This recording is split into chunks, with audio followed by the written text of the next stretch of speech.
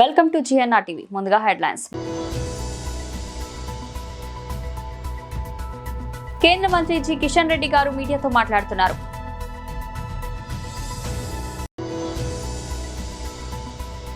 అంబటి రాంబాబు కుటుంబాన్ని గుంటూరులో వైఎస్ఆర్సీపీ కాపు నేతల పరామర్శ.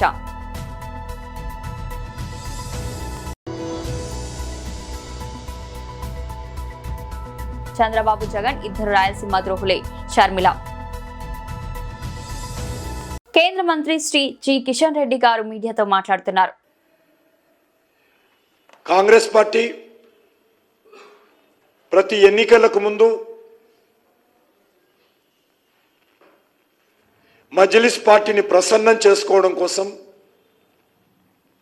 మజ్లిస్ పార్టీ ఓట్లు పొందడం కోసం ఈ రకమైనటువంటి ఎత్తుగడలు సర్వసాధారణంగా అయిపోయింది.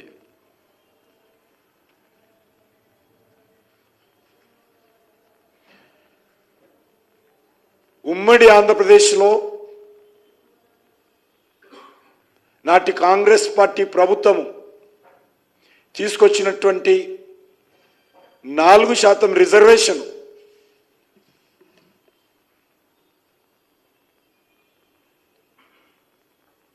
హైకోర్టు 2 సార్లు కొట్టేయడం జరిగింది. మతపరమైన రిజర్వేషన్స్ రాజ్యాంగ వ్యతిరేకమని,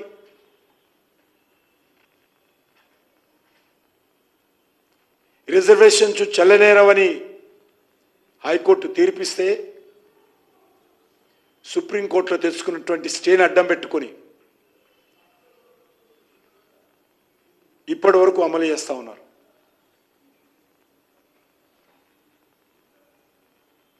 దానికి ఇంకా చట్టబద్ధత లేదు.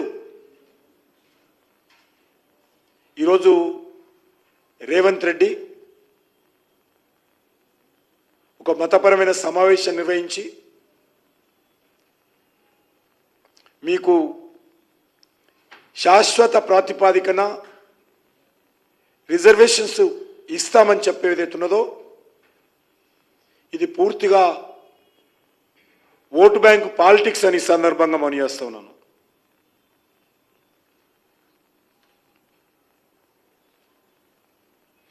కాంగ్రెస్ పార్టీ బుజ్జగింపు రాజకీయాలకు పరాకాష్ఠగా మారింది.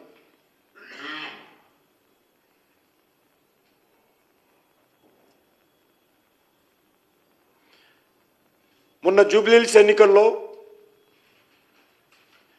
ముస్లింల ఓట్ల కోసం కాంగ్రెస్ పార్టీ అంటే ముస్లింలు, ముస్లింలు అంటే కాంగ్రెస్ పార్టీ, కాంగ్రెస్ పార్టీ లేకపోతే ముస్లింలే లేరు. ఒక ముఖ్యమంత్రి స్థాయిలో ఉన్నటువంటి వ్యక్తి ఇంత దిగజారి రాష్ట్ర రాజధానిలో మాట్లాడిన విషయము తెలంగాణ ప్రజలు మరొకసారి జ్ఞాపకం చేసుకోవాల్సిందిగా కోరుతా ఉన్నాను. అంబటి రాంబాబు కుటుంబాన్ని గుంటూరులో వైఎస్ఆర్సీపీ కాపు నేతలు పరామర్శ. మాజీ మంత్రివర్యులు వైఎస్ఆర్ కాంగ్రెస్ పార్టీ సీనియర్ నేత శ్రీ అంబటి రాంబాబు గారి ఇంటి మీద, పార్టీ కార్యాలయం మీద, వారి మీద, వారి కుటుంబ సభ్యుల మీద జరిగినటువంటి దాడిని ఖండిస్తూ ఈరోజు విశాఖపట్నం, ఉమ్మడి విశాఖపట్నం జిల్లా నుంచి పెద్ద ఎత్తున వైఎస్ఆర్ కాంగ్రెస్ పార్టీ నేతలు, ముఖ్యంగా కాపు సామాజిక వర్గానికి సంబంధించినటువంటి పెద్దలందరూ కూడా వారి కుటుంబానికి సంఘీభావం తెలియజేయడానికి ఈరోజు అందరం కూడా రావడం జరిగింది. మొన్న జరిగినటువంటి ఘటనలో విచిత్రం ఏంటంటే ప్రేరేపించింది వాళ్ళే, తిట్టింది వాళ్ళే, ఇంటి మీదకి వచ్చింది వాళ్ళే, ఇల్లుని తగలబెట్టాలని చెప్పి చూసింది వాళ్ళే, పార్టీ కార్యాలయాన్ని ధ్వంసం చేసింది వాళ్ళే, రాంబాబు గారిని హత్య చేయాలని చెప్పి చూసింది వాళ్ళే, తిరిగి కేసు పెట్టింది కూడా వాళ్ళే. చివరికి ఇందులో అనుభవిస్తుంది ఎవరనంటే రాంబాబు గారు జైలు జీవితాన్ని అనుభవిస్తా ఉన్నారు. దేనికనంటే ఈ ప్రభుత్వాన్ని ప్రశ్నించినందుకు. ఈ ప్రభుత్వాన్ని గడిచినటువంటి 20 మాసాలుగా ఆయన అనేక వేదికల మీద, అనేక ప్రసంగాల్లో, ఆయన అనేక పత్రికా సమావేశాల్లో ఈ ప్రభుత్వాన్ని, ప్రభుత్వం చేస్తున్నటువంటి కుట్రలను, కుతంత్రాలను ప్రజలకు చేసినటువంటి మోసాలని ప్రశ్నించినందుకు వారికి ఇచ్చినటువంటి బహుమతి ఇది. గడిచినటువంటి 20 మాసాలుగా కూటమి ప్రభుత్వం వచ్చిన తర్వాత ఇచ్చినటువంటి ఏ ఒక్క హామీని నిలబెట్టుకోక తిరిగి కొత్త ప్రచారాన్ని, తిరుమల లడ్డూకు సంబంధించినటువంటి ప్రచారాన్ని ప్రజల్లోకి తీసుకుని వచ్చి రాజకీయంగా ఒక కుట్ర చేయాలని, తద్వారా రాజకీయంగా లబ్ధి పొందాలని చేసినటువంటి ప్రయత్నంలో భాగంగా ప్రతి ఒక్కరికి కర్మ అనేటువంటిది ఉంటది. ఆ కర్మ అనేటువంటిది రుచి చూపించినప్పుడు మనం చేసినటువంటి పాపాలన్నీ కూడా బయటపడతాయి. అందులో భాగంగానే వారు చేసినటువంటి తప్పుడు ప్రచారం, ఇందులో జంతువుల కొవ్వు కలిసిందని, పంది కొవ్వు కలిసిందని, గొడ్డు కొవ్వు కలిసిందని, ఫిష్ ఆయిల్ కలిసిందని చెప్పి లేనిపోయినటువంటి తప్పుడు ప్రచారాన్ని చేసి తీరా జరిగినటువంటి ఎంక్వైరీలో ఎక్కడా కూడా అటువంటి విషయాలు లేవని చెప్పి అన్ని కమిటీలు రిపోర్ట్ ఇచ్చిన తర్వాత ఎక్కడ ప్రజల నుంచి స్పందన వస్తుంది, మన మీద తిరుగుబాటు వస్తుంది అన్నటువంటి ఉద్దేశంతో ఒక ప్రచారాన్ని తీసుకుని వచ్చారు. ముఖ్యమంత్రి చంద్రబాబు, వైసీపీ అధినేత జగన్ ఇద్దరు రాయలసీమ ద్రోహులేనని ఏపీ కాంగ్రెస్ అధ్యక్షురాలు వైఎస్ షర్మిల తీవ్రస్థాయిలో విమర్శించారు. స్వప్రయోజనాల కోసమే సీమ ప్రజల ప్రయోజనాలను తాకట్టు పెట్టి ఇద్దరు నాటకాలు ఆడారని ఆమె ఆరోపించారు. రాయలసీమ లిఫ్ట్ ఇరిగేషన్ ప్రాజెక్టు విషయంలో ఇరువురు నేతలు వైఖరి ఆమె తప్పుపట్టారు. వైసీపీ ప్రభుత్వంపై షర్మిల తీవ్రస్థాయిలో ధ్వజమెత్తారు. గత 5 ఏళ్ల పాలనలో రాయలసీమ లిఫ్ట్ ఇరిగేషన్ ప్రాజెక్టు అంశంలో నిద్రపోయిన వైసీపీ ఇప్పుడు ఓటమి తర్వాత ఉద్యమాలు చేయడం సిగ్గుచేటు అని అన్నారు. అధికారంలో ఉన్నప్పుడు ఎన్జీటీ వద్ద బలమైన వాదనలు వినిపించకుండా కేంద్రం నుంచి అనుమతులు తీసుకురాకుండా ఇప్పుడు ఆందోళన ఎందుకని ప్రశ్నించారు. 5 ఏళ్లు మోదీకి దత్తపుత్రుడుగా ఉన్న జగన్ కు అప్పుడు సీమకు నీళ్లివ్వాలని గుర్తుకు రాలేదా అని నిలదీశారు. జలయజ్ఞం ప్రాజెక్టులను 6 నెలల్లో పూర్తి చేస్తామని మేనిఫెస్టో పెట్టి సీమ ప్రాజెక్టుల వైపే కన్నెత్తి కూడా చూడలేదని ఆమె విమర్శించారు. మరోవైపు ముఖ్యమంత్రి చంద్రబాబు సంగమేశ్వరం వద్ద కాకుండా ముచ్చమర్రి వద్ద ప్రాజెక్టు కడతామని చెప్పడానికి కూడా షర్మిల తప్పుపట్టారు. ఎవరిని మోసం చేయడానికి ఇద్దరు కలిసి ఈ నాటకాలు ఆడుతున్నారు. మోదీ దగ్గర సాగిల పడి సీమకు అన్యాయం చేస్తారా అని ఆమె తీవ్రంగా ప్రశ్నించారు. ఇద్దరు నేతలు తమ వైఖరిని మార్చుకోవాలని, సీమ ప్రయోజనాలను కాపాడాలని ఆమె డిమాండ్ చేశారు. ఓలా, ఊబర్ ఆగడాలను అరికట్టాలని డిమాండ్ చేస్తూ క్యాబ్ డ్రైవర్లు ఖైరతాబాద్ లోని రవాణా శాఖ కార్యాలయం వద్ద ఆందోళన చేపట్టారు. వివిధ యూనియన్ల పిలుపు మేరకు పెద్ద ఎత్తున క్యాబ్ డ్రైవర్లు ర్యాలీగా రవాణా శాఖ కార్యాలయానికి వచ్చారు. అనంతరం ఓలా, ఊబర్ వంటి సంస్థల వల్ల డ్రైవర్లు తీవ్రంగా నష్టపోతున్నారని ఆవేదన వ్యక్తం చేశారు. డ్రైవర్ల సంపదలో 40% యాప్లే దోచేస్తున్నాయని ఆవేదన వ్యక్తం చేశారు. ఈ సందర్భంగా యూనియన్ నాయకులు మాట్లాడుతూ క్యాబ్ డ్రైవర్లు రోజులో 15 గంటలు కష్టపడ్డా కనీసం పూట గడవడానికి పరిస్థితి నెలకొంటుందని ఆవేదన వ్యక్తం చేశారు. ప్రభుత్వానికి పలుమార్లు మొరపెట్టుకున్నా ప్రయోజనం లేకుండా పోయిందని మండిపడ్డారు. రవాణా శాఖ ధరలను ప్రకటించాలని, అగ్రిగేటర్ కంపెనీలను చట్ట ప్రజలకు తీసుకురావాలని, డ్రైవర్ల కోసం సంక్షేమ బోర్డును ఏర్పాటు చేయాలని, నగరంలో పార్కింగ్ స్థలాలను ఏర్పాటు చేయాలని డిమాండ్ చేశారు. ఓవైపు పూట గడవని పరిస్థితిలో ఉన్న క్యాబ్ డ్రైవర్లకు పోలీసులు చలాలతో వేధిస్తున్నారని అన్నారు. ఇక్కడికి వచ్చిన డ్రైవర్ సోదరులందరికీ కూడా ప్రతి ఒక్కరికి పేరు పేరున ధన్యవాదాలు తెలియజేస్తున్నాను. 2014లో తెలంగాణలో ఓలా, ఊబర్ కంపెనీలు అనధికారికంగా ప్రజా రవాణా, గూడ్స్ రవాణా చేస్తూ వాళ్ళ లాభార్జన కోసం పనిచేస్తున్నాయి. వనరులుగా క్యాబ్ డ్రైవర్లను, గూడ్స్ రవాణా రంగ డ్రైవర్లను అందరినీ వాడుకుంటున్నారు. ఇప్పటి వరకు కూడా వాటిని చట్టాల పరిధిలోకి తీసుకురావాలని, మాకు సరైన ధరలు నిర్ణయించాలని, సంక్షేమ బోర్డు ఏర్పాటు చేయాలని, ప్రజలకు కానీ ఇటు డ్రైవర్లకు కానీ రక్షత లేదు, కంపెనీలను చట్టాల పరిధిలో తీసుకురావాలని ఎన్నోసార్లు కూడా తెలంగాణ రాష్ట్ర రవాణా శాఖ కమిషనర్ గారికి, అధికారులకు, మంత్రి గారులకు అందరికీ రిప్రజెంటేషన్ ఇవ్వడం జరిగింది. అయినా ఇప్పటి వరకు కూడా మా కష్టాల గురించి పట్టించుకునే నాదులు లేడు. మాకు దిక్కు వీళ్ళే. రవాణా రంగం మీద ఆధారపడుతున్న డ్రైవర్లకు దిక్కెవరు? రవాణా శాఖనే కదా. మరి మా కష్టాలను ఎందుకు పట్టించుకోలేదు అడగడానికి మేము ఈరోజు ఇక్కడ ధర్నాన్ని ఇస్తాం. అదే సమయంలో మరి ఇన్ని రోజులు దేశవ్యాప్తంగా జరుగుతున్న ఈ పోరాటంలో అగ్రిగేటర్ గైడ్ లైన్స్ అని 2025 అని చెప్పేసి అని అమిత్ షా గారు పార్లమెంట్ సమక్షంలో తీసుకొస్తే ఇంప్లిమెంటేషన్ చేయడానికి కూడా మన రవాణా శాఖ అధికారులకు చేతులు రావట్లేదు. కారణం అర్థం అవ్వట్లేదు. కానీ ఈరోజు పోటీ వ్యాపారం పేరుతోటి ఓలా, ఊబర్, ర్యాపిడో ఇంకా అనదర్ కంపెనీలు కూడా ధరలు తగ్గించి ఇస్తుంటే 10 లక్షలు, 15 లక్షలు బండి పెట్టి రోజు 16-18 గంటలు పనిచేస్తే కుటుంబానికి దూరం ఉండి ఈఎంఐ కట్టుకోలేక, కుటుంబాన్ని పోషించుకోలేక జీవితాలు కష్టాలు పాలవుతున్నారు. మరి మాకెవరికి దిక్కు? మేము ఇక్కడ కాకపోతే ఎన్నిసార్లు చెప్పుకోవాలి? ఇప్పటికైనా మేము కోరుకుంటుంది ఒక్కటే, ఈ తెలంగాణ ప్రభుత్వాన్ని, రవాణా శాఖ అధికారులను ఇంకో విషయం ఏంటంటే గత ప్రభుత్వం ఉన్నప్పుడు మాకు 5 లక్షల ప్రమాద బీమా జర్నలిస్టులకు, హోంగార్డులకు, తర్వాత డ్రైవర్లకు ఉండేది. ఇప్పుడు వచ్చిన తర్వాత తుమ్ముతే ముక్కు కూడిపోయింది అన్నట్టుగా ఉన్న 5 లక్షల ప్రమాద బీమా కూడా లేదు. అసలు ఏదీ లేదు. ఇక మేము రోడ్ల మీద చచ్చిల్లా తీసుకుపోయి చెత్త కుప్పలో మున్సిపాలిటీ తీసుకుపోయే పరిస్థితి ఉన్నది. ఇవాళ బతుకుతారు, కష్టంగా ఉన్నది. ధరలు నిర్ణయించమని మేము డిమాండ్ చేస్తున్నాం. ప్రధానమైన డిమాండ్లు ఇవాళ 60-70 వేల వెహికల్స్ సిటీలో నడుస్తున్నాయి. మరి 60,000-70,000 వెహికల్స్ రోడ్లు పట్టుకొని తిరగాలన్న, డీజిల్ పోసుకొని పార్కింగ్ స్థలాలు కల్పించాలని చెప్పేసి అధికారులకు లేదా, మున్సిపాలిటీలకు లేదా?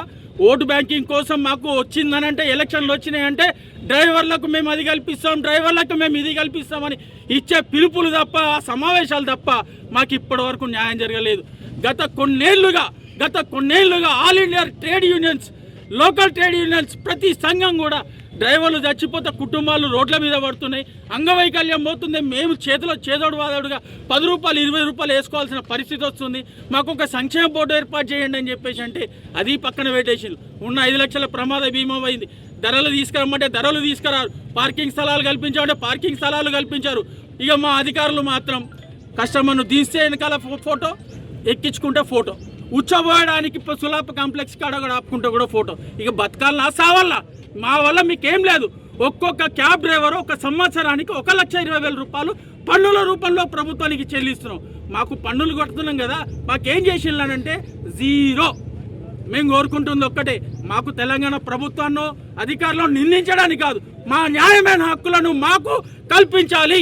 Connected cabs driver welfare association ప్రెసిడెంట్ని, అలాగే Telangana gig and platform workers union taxi sector నేను అధ్యక్షులుగా నేను కొనసాగుతున్నాను. వచ్చిన నా డ్రైవర్ కుటుంబీకులందరికీ కూడా ప్రత్యేకమైన ధన్యవాదాలు. రాలేని వాళ్ళు కూడా ఎక్కడికక్కడ మా డ్రైవర్లు అక్కడ కట్టడి చేస్తున్నారు, వాహనాలు ఆపడం కానీ చేస్తున్నారు. అందరికీ కూడా ప్రత్యేక ధన్యవాదాలు. ఇక్కడికి వాస్తవానికి వచ్చిన ప్రధానమైన డిమాండ్ ఏంటంటే, మా క్యాబ్ రేట్లు గత 10 ఏళ్ల నుంచి మాకు రేట్లు పెరగలేదు. ఇప్పుడు నేను నిత్యావసరాల ప్రకారము కనీస గిట్టుబాటు ధర కిలోమీటర్కి చిన్న బండికి 25 రూపాయలు తగ్గకుండా మాకు రేట్ కార్డు ఇంప్లిమెంటేషన్ చేయాలి. మళ్ళీ ఇంకోటి, మాకు ట్యాక్సీ సెక్టార్కి ప్రత్యేకమైన సంక్షేమ బోర్డు ఏర్పాటు చేయాలి. అంతేకాకుండా ఎప్పటికప్పుడు ప్రతి నెల వాహనాలు కొత్త రిజిస్ట్రేషన్లు అవుతున్నాయి. పార్కింగ్ స్థలాలు కేటాయించకుండా మాకు ఇష్టానుసారంగా ఫోటో చలనాల రూపంగా వస్తున్నాయి. ఇతర రాష్ట్రాల వాహనాలని తీసుకొచ్చి ఇక్కడ అటాచ్ చేస్తూ ఢిల్లీ, కలకత్తా, గోవా ఎక్కడి నుంచి వెహికల్స్ వచ్చి ఇక్కడ అటాచ్ చేస్తున్నాయి. మరి మేము ఇక్కడ ఉన్న వాళ్ళు వెళ్ళిపోవాలి. ఇట్లాంటి పరిస్థితి ఆడుకునే వాళ్ళు లేరు. ఇంకో విషయం ఏంటంటే, Rapido AC, non AC, cab అంటే ఏసీ, మా ఏసీ నాన్ ఏసీ అని చెప్పేసి అంటున్నారు. తెలంగాణ రాష్ట్ర వ్యక్తంగా డ్రైవర్లు అందరూ స్వచ్ఛందంగా ర్యాపిడో యాప్లు వదులుకోవడానికి ఇక్కడ వచ్చినాం. ర్యాపిడో యాప్లు కూడా వదులుకుంటున్నాం.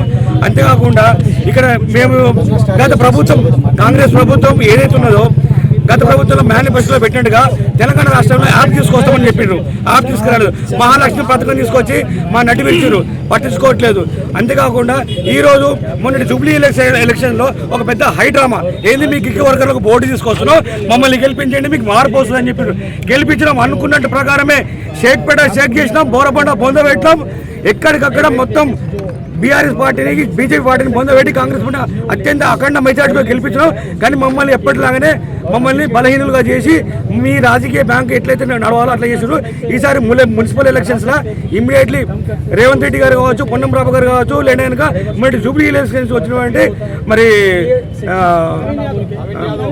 కార్మిక శాఖ మంత్రివర్యులు కావచ్చు, ఇక్కడికి వచ్చి మమ్మల్ని అయితే మోసం చేశారో ఈ మున్సిపల్ ఎలక్షన్లో తగ్గట్టుగా బరాబర్ బుద్ధి చెప్తూ ఇక్కడైనా మా సమస్యలు, మా గోడు వినిపించుకొని మాకు మా సమస్యలు వినాలని చెప్పేసి మేము ప్రభుత్వ అధికారం కోరుకుంటున్నాం. First KCR T20 cricket tournament కార్యక్రమం ఈ రోజు అంబర్పేట MCH ప్లే గ్రౌండ్ లో ప్రారంభించారు. ఈ కార్యక్రమానికి మాజీ మంత్రి తలసాని శ్రీనివాస్ యాదవ్, స్థానిక MLA Kaleru Venkatesh, Bagh Amberpet division corporator Padma Venkatareddy, Amberpet corporator Vijay Kumar Goud పాల్గొన్నారు. ఈ సందర్భంగా ఆయన మాట్లాడుతూ, ఈ టోర్నమెంట్ కేసీఆర్ గారి పుట్టినరోజు వరకు జరుగుతాయని, ఈ టోర్నమెంట్ లో అనేకమైన టీంలు నగరం నుంచి పాల్గొనాయని వారు తెలిపారు.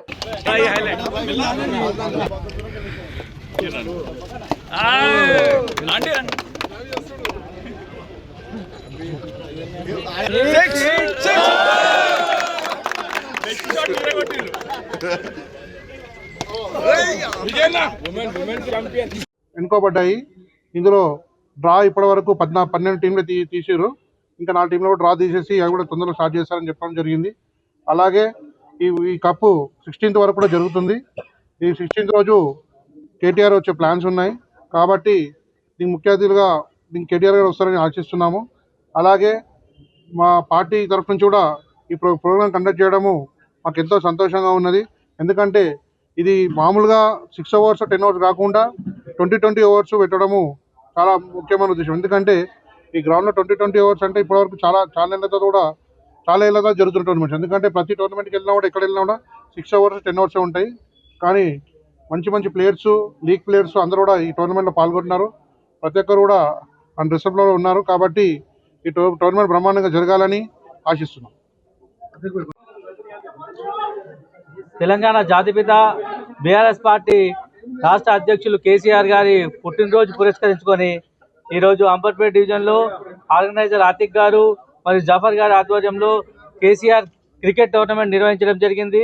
నిరంతరంగా దాదాపు ఈ రోజు నుంచి మొదలుకుంటూ 10 రోజుల పాటు కేసీఆర్ బర్త్డే వరకు కంటిన్యూగా ఈ మ్యాచ్లు ఆడిపిస్తూ క్రీడాకారులను ఎంకరేజ్ చేస్తూ కేసీఆర్ జన్మదినాన్ని ఒక అద్భుతంగా సెలబ్రేట్ చేసుకునే పద్ధతిలో ఇవాళ ఆతిక్ గారు కానీ వాళ్ళ టీం కానీ ఏదైతే నిర్వహిస్తున్నారో దానికి ఈరోజు ముఖ్య అతిథిగా మాజీ మంత్రివర్యులు సనత్నగర్ నియోజకవర్గ ఎమ్మెల్యే తలసాని శ్రీనివాస్ యాదవ్ గారు, అంబర్పేట ఎమ్మెల్యే కాలేరు వెంకటేష్ గారు, స్థానిక కార్పొరేటర్ విజయ్ కుమార్ గౌడ్ గారు, ఈ బాగంబర్పేట కార్పొరేటర్ పద్మ వెంకటరెడ్డి గారు మరియు ఈ క్రికెట్ టోర్నమెంట్ చైర్మన్ వెంకటరెడ్డి గారు కూడా ముఖ్య అతిథులుగా హాజరై ఈరోజు ఈ కార్యక్రమాన్ని ప్రారంభించడం జరిగింది. డాక్టర్ బిఆర్ అంబేద్కర్ కోనసీమ జిల్లా రామచంద్రపురం రజక జాతి ముద్దుబిడ్డ గుంటూరు పశ్చిమ నియోజకవర్గం ఎమ్మెల్యే గల్లా మాదేవిని వైఎస్ఆర్ మాజీ ఎమ్మెల్యే జక్కంపూడి రాజా పరుష పదజాలంతో జుట్టు పట్టుకుని బయటకు లాగుతామని మాట్లాడడం చాలా బాధాకరమని, ఆ మాటలు రజక జాతిని అవమానించడంగా భావిస్తున్నామని రజక చైతన్య సేవా సంస్థ రాష్ట్ర అధ్యక్షులు టీడీపీ రాష్ట్ర కార్యదర్శి కాకినాడ రామారావు ఆగ్రహం వ్యక్తం చేశారు. ఒక రజక శ్రీ మహిళా శాసనసభ్యురాలు అంటే మీకు అంత చులకన, మీ దురహంకానికి ఇది నిదర్శనంగా భావిస్తున్నామని తీవ్ర నిరసన వ్యక్తం చేశారు. శుక్రవారం సాయంత్రం రామచంద్రపురం తెలుగుదేశం పార్టీ కార్యాలయంలో ఆయన మీడియా సమావేశం మాట్లాడారు. మహిళా ఎమ్మెల్యే ఆయన గల్లా మాధవిని మాటలతో అవమానించడం సిగ్గుచేటని, ఆంధ్రప్రదేశ్ రాష్ట్ర రజక సంఘాలంతా ఐక్యాలతో ఇటువంటి దురహంకారాలకు బుద్ధి చెప్పాల్సిన అవసరం ఎంతైనా ఉందన్నారు. రజక ముద్దుబిడ్డ గల్లా మాధవికి వైఎస్ఆర్ పార్టీ అధినేత జగన్మోహన్ రెడ్డి జక్కంపూడి రాజా బేషరతుగా క్షమాపణ చెప్పాలని రాష్ట్ర రజక చైతన్య సేవ సంస్థ తరపున డిమాండ్ చేస్తున్నాం. రామారావు పేర్కొన్నారు. వైసీపీ నేత అంబటి రాంబాబు రాష్ట్ర ముఖ్యమంత్రి చంద్రబాబు నాయుడును దుర్భాషలాడుతూ తిట్టడం పట్ల ఆ సభ్య సమాజం తలదించుకుందన్నారు. ఈ విషయమై ప్రశ్నించిన అంబటి క్షమాపణ చెప్పాలని డిమాండ్ చేసిన మహిళా ఎమ్మెల్యేపై ఈ తరహా మాటలు సరికాదని వైసీపీ నాయకులు తమ ప్రవర్తన మార్చుకోవాలని హితవు పలికారు. ఈ కార్యక్రమంలో పలువురు రజక సంఘాల నేతలు పాల్గొన్నారు. మరి నారా చంద్రబాబు నాయుడు గారు ఆవిడకి ఎమ్మెల్యే టికెట్ ఇవ్వడం, ఆవిడ ఎంతో బ్రహ్మాండమైనటువంటి సర్వీస్ అందివ్వడం జరుగుతుంది. అదే రకంగా ఈ మధ్యలో మరి చంద్రబాబు నాయుడు గారిని మరి అంబటి రాంబాబు గారు ఆయన మరి అనరానటువంటి పదజాలాలు వాడటం జరిగింది. దానికి అది గుంటూరులో మరి స్థానిక అంబటి రాంబాబు గారు కూడా అదే ప్రదేశం కాబట్టి, ఏరియా కాబట్టి అక్కడ ఉన్నటువంటి ఎమ్మెల్యేగా గల్లా మాధవ్ గారు ఉండడం జరిగింది. మా రజిక ఆడపడుచు ఆవిడ వెంటనే స్పందించి మరి ఎమ్మెల్యేగా ఆవిడ బాధ్యత కాబట్టి అక్కడ మాట్లాడినటువంటి విధానం ఎంతో మంది మనోభావాలు దెబ్బతిన్నటువంటి విధానం కాబట్టి ఈ యొక్క రాష్ట్రాన్ని అన్ని రకాలుగా కూడా అభివృద్ధి పథంలో నడిపిస్తూ మరి ఈ ఎక్కువ సంవత్సరాలు మరి ఈ ఆంధ్రప్రదేశ్ ఉమ్మడి ఆంధ్రప్రదేశ్ ఉండే ఈ ఆంధ్రప్రదేశ్లో మరి ముఖ్యమంత్రిగా ఉంటూ ఒక సుదీర్ఘ కాలం రాజకీయ జీవితంలో ఉంటూ మరి ప్రజాసేవకి పూర్తి కాలాన్ని అంకితం చేసినటువంటి చంద్రబాబు నాయుడు గారిని మరి అంబటి రాంబాబు గారు మీరు అందరూ చూశారు. ఆయన మాట్లాడినటువంటి విధానం సభ్య సమాజం తలదించుకునేటటువంటి విధానంలో ఆయన మాట్లాడడం జరిగింది. దాని మీద గల్లా మాధవ్ గారు స్పందించి మరి ఆవిడ మరి ఉక్రోషంతో వాళ్ళు ఇంటికి వెళ్ళడం జరిగింది.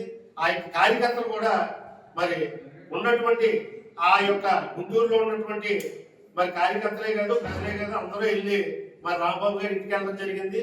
అక్కడ ఏమీ లేదు. రాంబాబు గారిని ఆ యొక్క అన్న మాటలకే మరి క్షమాపణ చెప్పమని చెప్పేసి వారు అడగడం జరిగింది.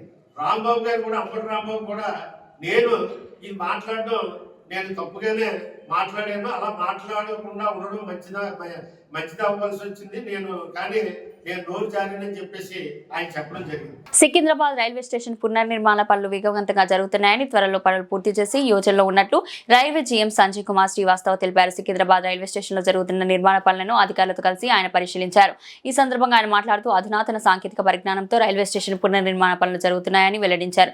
ప్రపంచ స్థాయిలోనే అత్యంత సౌకర్యవంతమైన ప్రయాణం చేసేందుకు వీలుగా ఎస్కలేటర్లు, లిఫ్ట్లు, వెయిటింగ్ హాల్ తో పాటు ఇతర సౌకర్యాలు కల్పిస్తున్నట్లు తెలిపారు. వందే భారత్ రైల్లో బాంబు పెట్టినట్టు గుర్తు తెలియని ఆగంతకుడు రైలు నిలయంలోకి ఉన్నతాధికారికి సందేశం పంపినట్లు రైల్వే జీఎం శ్రీవాస్తవ్ తెలిపారు. వెంటనే ఆర్పీఎఫ్ అధికారులు రంగంలోకి దిగి బాబురా స్క్వాడ్ ను తనిఖీలు చేసి బాంబు లేదని నిర్ధారించారు. తనకు 2 కోట్ల రూపాయల డబ్బులు ఇవ్వాలని, లేని పక్షంలో వందే భారత్ రైల్లో బాంబులు అమర్చి పిలుస్తానని బెదిరింపు లేఖను పంపినట్లు స్పష్టం చేశారు. Many of our festivals, lot of people come and there is a rush. So all these things we are trying to address here and provide the customer, our passengers, that resting space and ticketing space and everything is trying to coordinate with this, and all the work is being done with the highest quality control. So that's what we are trying to do, and hopefully we would like to complete that part of the building, that south side of the building. We are hoping that by the end of March this year we should be able to at least complete that side. And on the north side we are actually in touch with the GHMC, and because there is some issues regarding shifting of bus stand, so that part also we are targeting, but this is we are targeting in this financial year. Completing the entire Sikandrabad station completed next year. How many escalators are working on? On every platform you see there are I think 2 lifts and 2 escalators are there on every platform, and then the entire area is connected with a skywalk. So from any platform people can come to any platform. Total how many entries? Total at the, if you see the departure lounge, when people coming, there are huge entries. Right now we have provided two entries we have provided, and one more entry will be provided, but that will be kept closed. Bulletin ముగించే ముందు headlines మరోసారి. కేంద్ర మంత్రి G Kishan Reddy గారు మీడియాతో మాట్లాడుతున్నారు.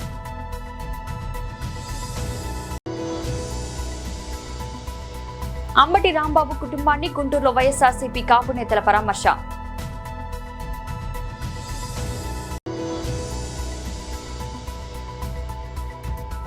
చంద్రబాబు జగన్ ఇద్దరు రాయలసీమ ద్రోహులే, షర్మిల.